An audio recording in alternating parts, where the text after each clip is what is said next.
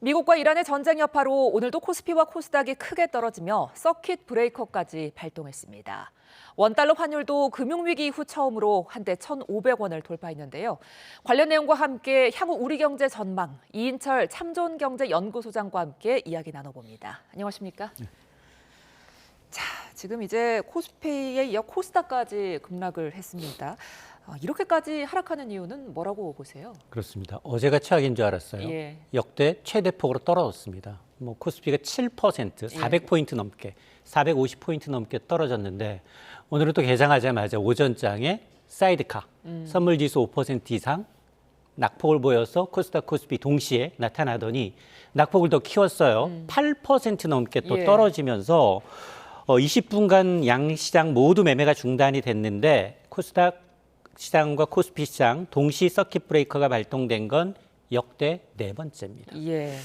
지금은 낙폭을 더 키우고 있어요. 20분간 거래 정지되고 다시 재개가 됐는데 코스피가 지금 5,300선입니다. 8.37%. 사실은 5,059까지. 5,000선 아래까지 내려갔었고요. 코스닥도 지금 보니까 9.6%, 12% 넘게 떨어졌습니다. 사실 어제 하락률도 코스피는 7.24% 떨어졌기 때문에 전 세계 하락률 1위였고요. 코스닥은 4.6% 떨어져서 하락률 전 세계 3위였어요. 그러니까 우리가 그동안 많이 올랐기 때문에 산이 높으면 골이 깊다라는 증시 격언이 있는데 어쨌든 이제 이 하락률을 보게 되면 왜 유독 물론 많이 오른 것도 이유겠지만 한국 증시에 몰려 있느냐? 에너지 의존도가 너무 높아요. 우리나라에. 그러다 보니 호르무즈 해협 봉쇄 카드를 꺼내서 유가가 급등하니 에너지, 물류 대란 이게 장기화되면 물가에 영향을 미칠 수밖에 없습니다. 그러면 우리 수출 기업들의 어떤 비용 부담뿐 아니라 물가 상승으로 직결되다 보니까 하락폭이 커지고 있고 특히나 환율이 오늘 새벽에는 원달러 환율 심리적 지지선 역할을 했던 1,500원 선을 뚫었습니다. 1,506원을 찍었거든요. 역대 단 2번이에요. IMF 때, 2008년 글로벌 금융위기 때.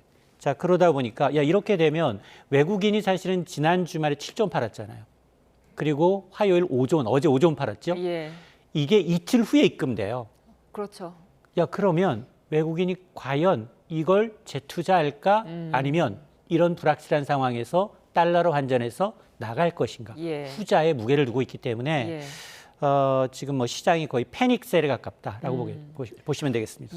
투자자들 속이 지금 말이 아닐 텐데 특히 반도체주 그러니까 삼성전자와 SK 하이닉스 하락이 좀 두드러졌거든요. 왜 이랬을까요? 맞습니다. 지금 삼성전자가 18만 전자가 무너졌고요. SK 하이닉스도 88만 원대입니다. 100만 닉스는 어제부터 이제 내려와 있는 상황인데 사실 반도체주가 AI 기대감으로 많이 올랐어요. 연초 대비 많이 오른 것도 있고 외국인 입장에서 이런 이제 지정학적 위기가 발동이 되게 되면 가장 먼저 손쉽게 차익 실현하는 게 대형주예요. 그러니까 삼성전자, SK 하이닉스가 지금 8%, 5% 넘게 좀 떨어지고 있는데 여기다 이제 환차선 우려입니다. 증시에서 수익이 난다 하더라도 환율이 이렇게 오르게 되면 바꿔서 나갈 때 달러는 오히려 더 적어질 수밖에 없습니다. 특히 이제 대표적인 이제 경기 민감주이면서 외국인 비중이 워낙 높다 보니까 지금 삼성전자, SK하이닉스는 산업의 어떤 펀더멘털이 바뀌었다라기보다는 지정학적 리스크 때문에 외국인이 가장 빨리 현금화할 수 있는 자산을 꼽아보면 삼성전자, SK하이닉스, 현대차다. 그래서 아마 대형주들이 낙폭이 좀 커지고 있는 상황입니다. 자, 그런데 지금 중동 지역 군사 충돌이 이번이 처음은 아니잖아요. 과거 사례에서는 우리 증시 흐름이 어땠습니까? 맞습니다.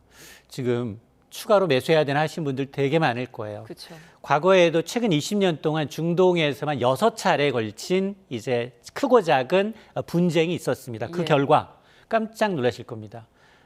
분쟁 이후에 1개월에서 3개월 후면 주가가 제자리로 복원하거나 오히려 주가가 오른 경우가 V자형 급반등을 한 경우가 많았다라는 겁니다. 지금 사실 보니까 중동 리스크 제외하고는 우리는 바뀐 게 별로 없어요. 지수가 코스피가 이제 6,000선 넘을 수 있었던 배경 크게 3가지입니다. 개인의 유동성 장세. 하루 코스피 거래량이 30조 원 넘어서 50조 원 가까이 늘어나고 있기 때문에 언제든지 떨어지면 사겠다라는 분들이 굉장히 많아졌고 또 하나 반도체 실적에 대한 이 슈퍼사이클에 대한 견해는 바뀐 게 없습니다. 예. 여기다 정부의 이제 정책 기대감, 펀더멘털은 변한 게 없기 때문에 다만 이번 사태와 다른 점이 뭐냐? 단순한 이제 군사 충돌을 넘어서 전 세계 원유의 동맥이라고 하는 이제 호르무즈 해협을 실질적으로 이제 봉쇄할 거냐.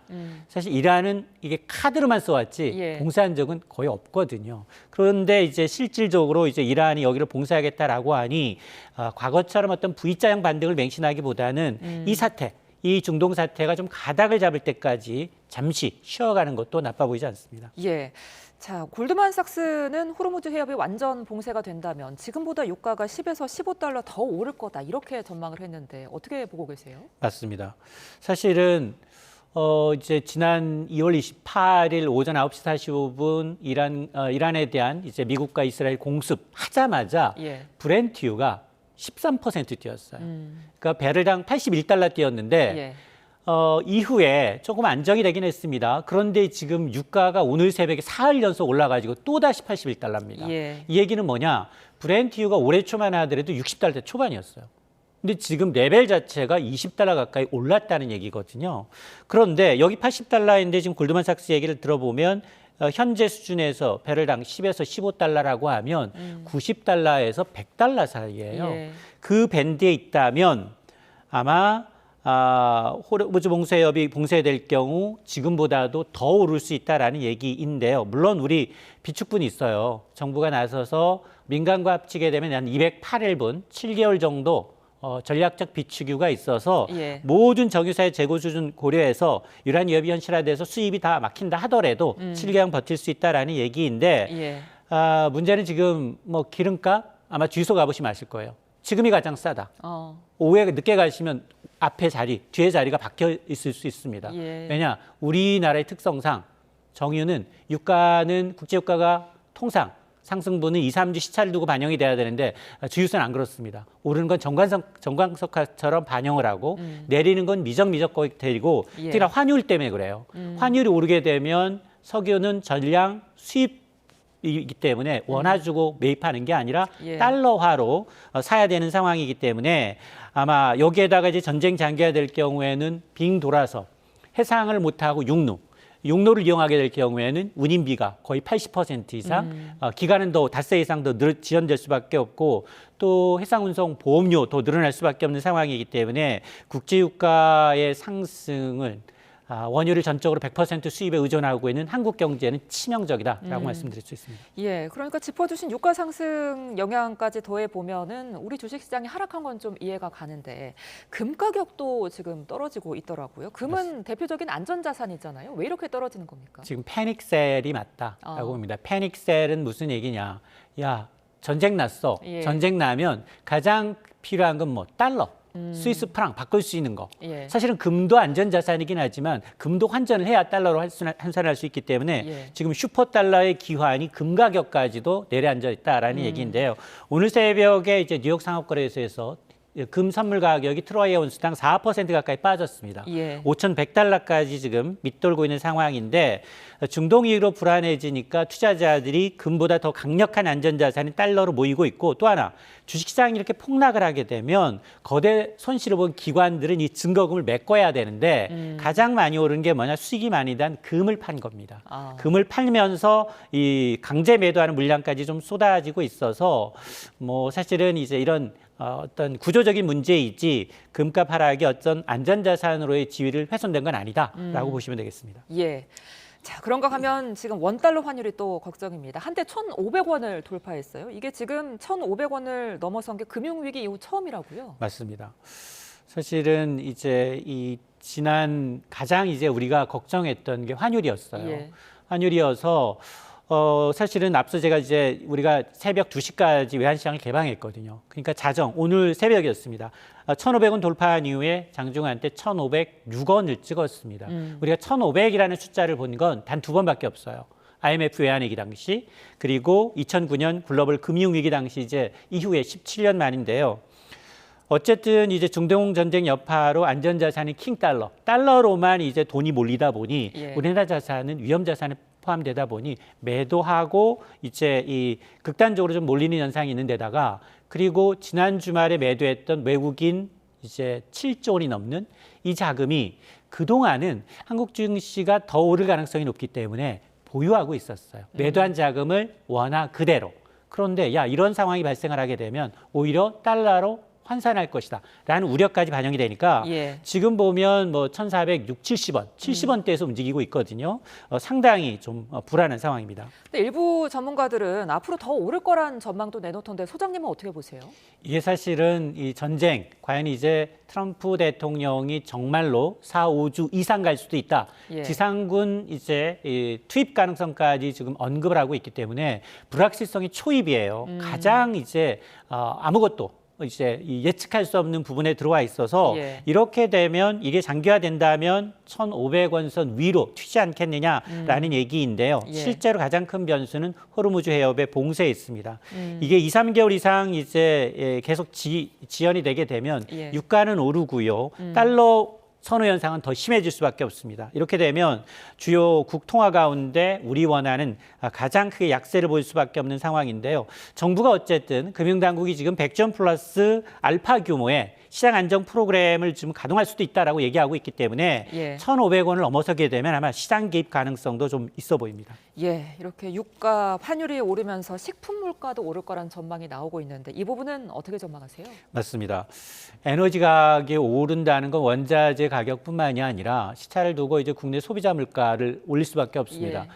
그동안 이제 밀가루와 설탕 가격은 담합을 이유로 가격을 조금 내렸어요. 그럼에도 불구하고 지금 수입하는 게 원유만 있는 게 아니잖아요. 가스도 있죠, 곡물도 있죠. 수입 단가가 전부 다 오르게 되면 원화 기준으로 급등할 수밖에 없기 때문에 시차를 두고 소비자 물가에 반영될 수밖에 없습니다. 이러다 보니까 아마 이제 정부, 특히나 한국은행은 올해 이제 경제 전망하면서 지금 국제 유가를 65달러대, 60달러대 초반 중반까지로 감안하고 올해 성장률 2% 달성 가능하다라고 얘기를 하고 있는데 문제는 지금과 같은 상황, 국제 유가가 배럴당 80달러 선 100달러만 돌파하더라도 물가 수준이 크게 올라갑니다. 이러다 보니까 아마 지금 우리가 가장 걱정하고 있는 거냐, 물가가 오르고 수출 기업들의 비용이 늘게 되면 성장률은 둔화되고 물가는 오르는 가장 해결하지 못하는 에세 공포, 이른바 스태그플레이션 우려가 커질 수가 있는데요. 이게 왜 가장 풀기 어렵느냐? 이게 돈을 풀 수도 없어요. 물가 오르는데 돈 푸는 건 금리를 낮추는 거는 거의 화약고에 이제 불을 붙이는 것과 마찬가지입니다. 그러다 보니까 해법이 없기 때문에 가장 어려운 숙제를 좀 풀어야 되는 상황입니다. 알겠습니다. 자, 지금까지 이인철 참좋은경제연구소장과 함께했습니다. 오늘 말씀 고맙습니다.